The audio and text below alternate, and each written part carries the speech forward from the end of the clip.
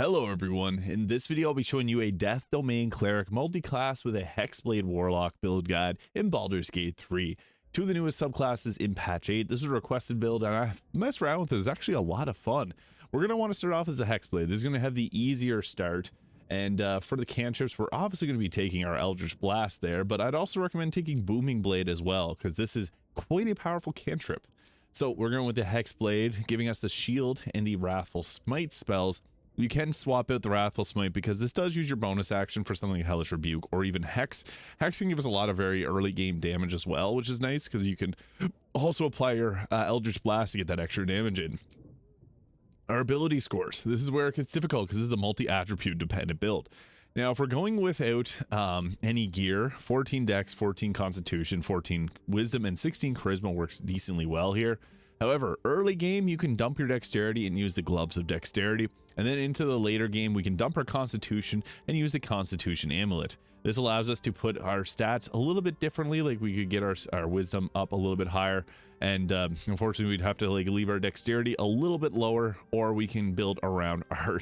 There's a couple, again, ways that we could do this. You could also use the Hags here on the Wisdom there. And then something like this could work. So it's multi-attribute dependent. Charisma is our most important one because it's going to be for our weapon attack rolls and our spell casting from the Warlock spell list. But having a decent bit of Wisdom is also important as well. So we could even go with something like that as well. Yeah, it's up to you if you want to prioritize your Dexterity or Wisdom. We're wearing medium armor, so Dexterity early game isn't as important, so you could put those points into your Wisdom there like that. So we could roll with something like this as well. It's entirely up to you what kind of armor you got. Dexterity will give you a higher armor class and initiative. Now I'll be going over a full build guide as well as covering some gear options and then showing the combat off. At level 2, we get our Eldritch Invocations. Two of the most powerful ones, Repelling Blast and Agonizing Blast. Devil's Sight is really nice once we get Magical Darkness because we can hide out in our darkness and still see out of it, which is actually a very powerful thing to do. We'll take our Wrathful Smite spell next. Armor of Agathis can also be pretty useful, but Hellish Rebuke is another nice choice that gives you fire damage on an attacker. You can pick which whenever these you prefer between the two. It's entirely your choice at that point. At level 3, we get ourselves a Pact Boon. We're going to take Pact of the Blade. This combines with the Hexblade's Pact weapon so that we can get 2 attacks and apply the Hexblade's curse on our attacks. And then we get access to level 2 spells with some awesome ones like Branding Smite, Misty Step, Hold Person. I'm personally a big fan of Hold Person. I think this is a really powerful spell. But since we can learn it from the Cleric, it's probably best to go with the Misty Step. Bonus action Teleport, and then we can use our Cleric spell level slots on this later on, so you don't have to... Normally it's not good on a Warlock with their 2 spells to use one on Misty Step, but survivability is important early game, and having an option to get in close or get away is really nice. At level 4, we get ourselves another cantrip. We can get the Bone Chill and Toll the Dead from the Cleric spell list. Friends, Mage Hand, and Minor Illusion are great. Minor Illusion is just really nice for out-of-combat utility. And then for our next level, we're going to take Darkness. Again, we got Hold Person, else how. The Cloud of Daggers is also quite nice, but Darkness we can hide out in at next level, and it gets pretty crazy. Level 4, we're going to want to take up our Charisma for better attack rolls, as well as better spell casting. Now, once we get to level 5, we get our Pact Moon, the Deepened Pact. We get an extra attack, and for the spells, I would recommend Hunger of Hadar. This is a really nice, powerful spell. Counter spell, however, is also very useful, and we're going to take Devil's Sight. The reason we're going Devil's Sight is we can hide out in our magical darkness and we can cast Eldritch Blast or spell cast from it. It becomes very strong. At level 6, we get the Accursed Spectre. However, it could also be a time where we add in the Cleric. And for the Cleric, I'd recommend grabbing... there's a few ways we can go about doing this. So you can take the Bone Chill here, and then for our cantrips, it still lets us take Toll the Dead and Bursting Sinew. So you don't have to... You can see there, you get all the spell selection without using up that one there. Sacred Flame is okay too if you want to have radiant damage for a bit of coverage. We're going with the Death Domain, which lets us do cantrips on 2 targets. So the Reaper ability here, Necromancy cantrips can target 2 targets. And we also get the Ray of Sickness, can possibly poison the target, and False Life, giving us temporary health points. And Deity, it's again your choice here. Some Kelevmore works here, well here, Fair Distance, guide the dead to their appropriate plane in the afterlife. So if you want something that could work there. And for the ability scores, it's your real choice there. Persuasion is definitely one that you want to have, though, as face of the party. And we get to prepare some spells. Now, the cleric spell list is nice. We get healing word there. Command is also a nice spell to have because this can mean crowd control without any concentrations. Inflict wounds is also nice because this can actually apply our channel divinity, which we get at our next level, because this is a melee spell. It's a melee attack in essence as well. Bless is nice, but we have too many concentrations, so guiding bolt will be our other choice there. You can also go with create water if you have any lightning or cold casters on your team. Now, the channel divinity touch of death will give you additional necrotic damage on your attacks, and then at level 6 cleric we can ignore resistances. This makes it very strong. You also get turn undead, pray to turn all the undead that you can see, but it's probably best to use your channel divinity for the touch of death. And for some reason you can change your deity at next level. For the next level spell, cure wounds is okay, but you can also get create or destroy water, and sanctuary is also a really nice one. You or an ally cannot be targeted until you harm or attack a creature, but you can still get hit by area of effect spells. So that can be a nice option as well. Once we make our way to level 3 here, we get the option of taking hold person and spiritual weapon, which will take off create water there for, unless you really want create water. Prayer of healing is also kind of okay, but it's only used in combat, so you can use healing potions or a short rest to kind of get the same benefit out of that. It's entirely up to you though. At level 4, we get another cantrip selection here, so we can go with something like Bruise Flame can give us fire damage, which is nice. And then for this spell here, Silence is another good one, or you can go back and take your Create or Destroy Water if you really wanted to spell cast with some lightning or cold spells. Even going something like Lesser Restoration can help out if there's target blinded, things like that. For our feat, I think it's best to continue to take up a Charisma, because Charisma casting is going to be, we don't have as many spells. Charisma is going to be for mainly melee weapon attacks as well. And once we make our way to level 5, we get ourselves the Animate Dead spell, and we also get ourselves Vampiric Touch, which can, this does use a concentration, which does interrupt because we want to have Spiritual Guardians up. Spiritual Guardians has a necrotic version, and once we make it to the next level, necrotic damage ignores resistances, which makes it much, much better. Obviously use radiant damage if it applies and makes sense in the situation, but we're going to roll with that there.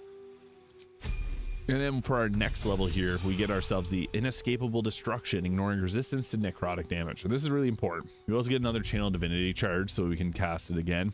I'm not sure why Animate Dead shows up there, because we already have that spell, so we'll take Mass Healing Word. And yeah, Spirit Guardians is really, really effective to have. So we could continue, because we'll get the Blight spell here once we make our way to level 7, and plants will take max damage. However, in Act 3, you're not likely to see any plants. Even though we ignore resistances to it, this is still a decent spell if you're not going against plants. It'll do the max 64 damage to any plant you see, but as for spells, we also got like the Guardian of Faith, which is a really nice spell to take as well. But we can also go back as this to get the Accursed Spectre. So whenever we take our target with the Hexblade's Curse, we can raise a Spectre that fights alongside us. And we get to take another spell here with things like Fear being really nice. But I'm a big fan of Counterspell, because this can just completely shut down an enemy spellcaster. So that's what we're going to roll with for the levels. Again, you could take the next level of the Cleric there if you want to Blade, but we have a lower spellcasting modifier with that. But with the with this, we could go with the Hood of the Weave. What is nice about this, it gives a +2 bonus to spell save DC and spell attack rolls. The Birthright will give us a +2 to Charisma, which will give us a +1 to our weapon attack rolls and our Warlock spells. But it's almost better because this is like a +4 to your Charisma and Wisdom stats. So yeah, that's like Act 3. Early game, however, I would recommend the Helmet of Arcane Acuity, because when you do melee weapon attacks, they increase your spell save DC, and this is an Act 1 item. For the Cloak, I'd recommend Cloak Protection, but if you're the Dark Urge, the Deathstalker Mantle is also nice. I was wearing the Dark Justiciar's armor there, but while that is a nice one, a 17 armor class, it's probably best for us to go with like something like the Armor of Agility. Even I guess with this, we didn't have the higher dexterity, so it doesn't make a huge difference there. But the Dark Justiciar actually kind of works. When obscured, we have an advantage on stealth checks, and when the wearer has Shield of Faith active, will reduce all incoming damage by 2. This is the Shard's Aegis. However, that does require concentration, just a heads up on that. And advantage on Constitution saving throw checks, which we do get from the end of the Greater Health, which we're dumping our Constitution for. If you're late game, the Helldust Armor will just give you a straight up better armor class, but that's late game. Obviously, we don't get heavy armor proficiency naturally, so you do got to use medium armor, as that does make things a little bit complicated. This is still going to give us as good of an armor class as the armor of agility, so it's entirely your choice. This will give us advantage on the stealth checks, however. The AC bonus from dexterity is limited to a +2. Since we only have a +2 from dexterity, that can actually work here. Normally I don't rock that outfit, but again, Helldusk is also another option as well if you wanted that. Now for the gloves, the Helldusk gloves are probably the best, but as I mentioned, gloves of dexterity is the early game option that you could go with. We can also get really whatever gloves that you find works best. Daredevil gloves are nice for close range spell casting, but we're a melee attacker spell casting hybrid. So I think that's where this really shines, a +1 to spell save DC. So that gives us a inherent like +1 or +2 to wisdom or charisma in terms of spell casting. And we deal fire damage on our attacks, which is pretty nice. The evasive shoes, better armor class. Although if you got anything else that you prefer, I also like the boots of stormy clamor. If we wanted to lower our armor class a little bit, this can stack up. If you have the illithid ability drain, we can drop that on every attack. Now for weapons, we're going to be using Pact of the Blade to use charisma on our weapon scaling. Sharp Spear of the Night is also, or Sharp Spear of the Evening is really nice too, although we already get the blindness. So this could go on a partner and make them be able to hide out in our darkness as well. As far as weapons go, early game is probably best to just go with Thaler Alluve here. This gives us the singing song. It's a long sword. It's actually pretty effective as far as weapons go too. I really do enjoy that. Also, if we're in the late game, we can go with something like the Staff of Cherished Necromancy. What's cool about this is, so you can see here, we normally have 27 damage on our attack. With the Staff of Cherished Necromancy, we get up to 30. So it's not a bad packed weapon, I'll be honest. And then we can absorb life energy and get a life essence. With the life essence, this can allow us to cast our spells. This is a little bit better if we were to take a higher level of the Warlock, because then you get a free casting of a necromancy spell and blight counts. Vampiric Touch will be what we got here, which isn't amazing compared to the other options, but you can do an upcast and inflict wounds. We only get level 3 spells, so that's the highest level that we can cast it at, unfortunately. But you do get extra necrotic damage from this, so it can make some sense to use it. And creatures have different disadvantage and saving throws against your necromancy spells. So that is actually one of the better weapons. Even if we go with something else, like the Infernal Rapier can work well. Giving us the Cambion Summon is also pretty nice, because we do lose out on the planar ally from the Cleric. I level at Cleric level 11 just because of that alone. But our main hand weapon damage is only a 25 max. So the Staff of Cherished Necromancy actually works out pretty well here. Makes the targets have disadvantage on their saving throws, so you can actually hit them with some of the spells a bit more frequently. And weirdly enough, it is still a good, powerful weapon in terms of hitting people with it. So that can work out to make ourselves pretty strong. I also like the Hellrider Lambo for increased initiative. The Shadow Cloaked Ring, so the wearer's attacks deal additional 1d4 damage against lightly or heavily obscured creatures and creatures made of shadow. So whenever we're in our darkness, we can deal a little extra damage against them. Ring of Regeneration for better health is also nice. And even, I mean, the critical hit ring, Killer Sweetheart, works very well too. Just free crit is extremely useful in a variety of situations. So yeah, we got 135 health. I'm going to show off what this looks like in combat here. So to set up, I'd like to have someone cast Darkness there. You don't have to hold the concentration if you got someone else that can, or Arrows of Darkness work very well too. And then you can set up with your Spirit Guardians. The Necrotic version is going to ignore resistances here. And then we're going to get into just attacking. So Eldritch Blast can be nice. It's just a very powerful cantrip. Or we can go ahead with our Booming Blade there, as that's going to be a very strong attack as well, which you'll see there. So we got the Touch of the Death, which gives a +5 plus a 2d12 necrotic damage as well. So we can use that to finish off targets that are not getting hit too hard by our attacks. And then we can finish off with a Wrathful Smite, which would break our concentration. So I guess I wouldn't actually recommend that. We rolled a 20 critical hit, and we apply the Hexblade's Curse there. Perfect. So that's nice. What's funny is, since Darkness is set up, they don't even know that we're fighting them. So that's obviously causing some issues there.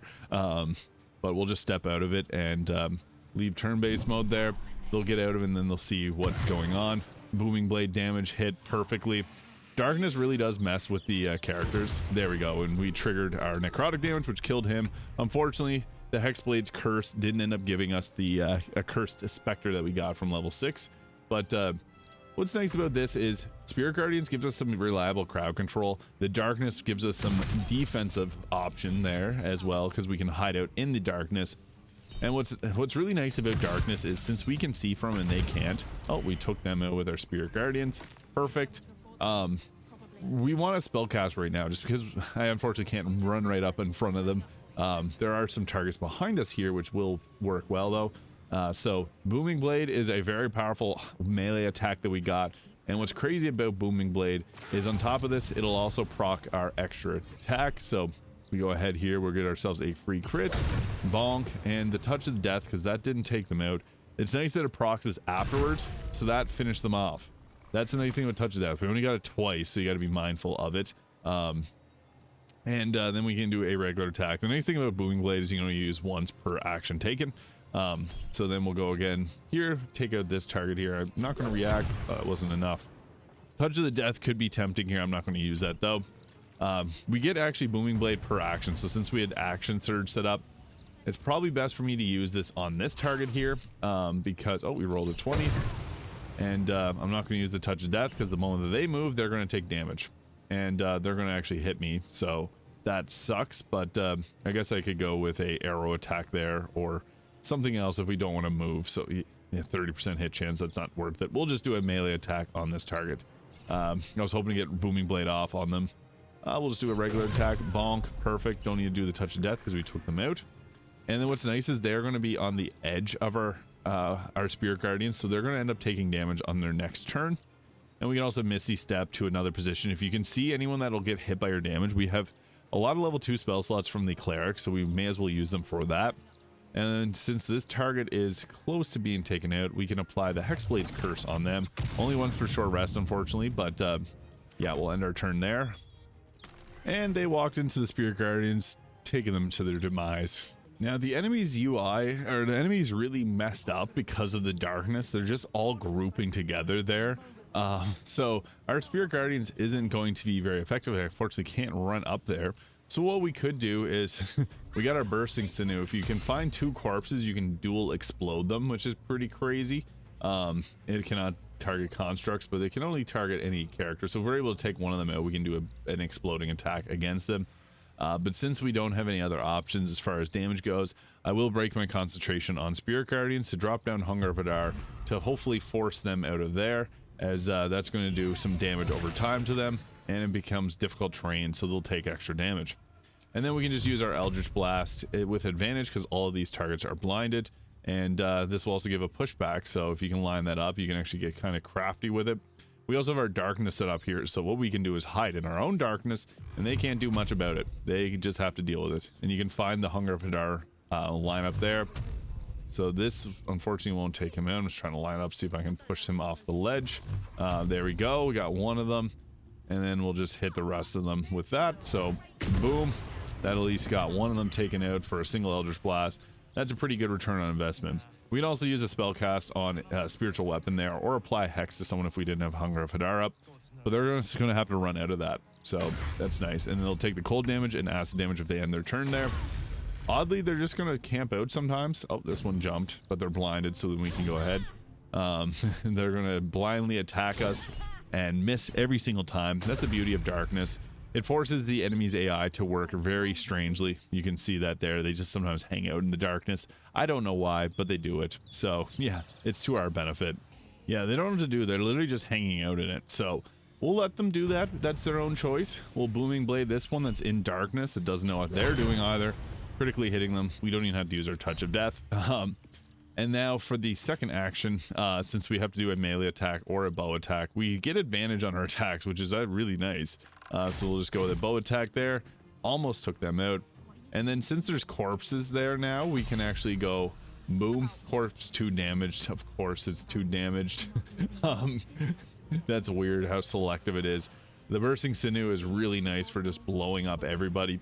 But since we can't do that, we got our other necromancy spells, so we can do like a Toll the Dead here. And what's nice is the heightened necromancy also works, so the creature have disadvantage on their saving throws against it. So we can land these much more frequently. We'll go for whoever's lowest on health. Yeah, we'll take that target there. Boom. They both failed their save, and it took out 2 of them for 1 action. That's pretty good return on investment. And we'll end it there. They've just been hanging out in this Hunger of Hadar for whatever reason. I think the darkness is messing with them. You can see they literally are just standing in Hunger of Hadar menacingly. So what we're gonna do is try to get them with the good old Eldritch Blast switcheroo, which knocks them off of the ledge. Unfortunately, both of these are in a spot where it's a little difficult to hit them with it. And I got mine broken, of course. Oh no. Oh no. I'll just hit him with the Hellish Rebuke. That did nothing. That was not ideal, but that's okay. This can mean that I can show off some other options we got for combat. So we'll guess we'll go with the get ready and close into a Booming Blade. I lost my haste too, which I wanted to show it off. We got our life essence though, so we can cast a necromancy spell without consuming a spell slot. So we get our free cast of this to heal back the damage we just took. So boom, and then we got touch of death on that for a nice KO. And then we can go ahead with a recasting of it whenever we have another action. We don't have an action right now. So yeah, I guess I didn't use the consume life essence there, my bad. So we could again use the consume life essence. I'll just recast this to give ourselves a little bit extra healing and just attack them. Boom, there it is. Ignoring resistances. This is a very strong, interesting combination. It's the Master of Death. You get a lot of cool cantrips that you can cast on two people. So your Bursting Sinew, Toll the Dead, and Bone Shield can be hit on double targets. We have 2 attacks. We got Darkness. We got a lot of really cool abilities. Spirit Guardians that ignores resistances on the necrotic damage. This is an absolute blast of a class to play. If you found this video useful, please hit the subscribe button below. Thank you so much for watching, and I'll see you all in the next video.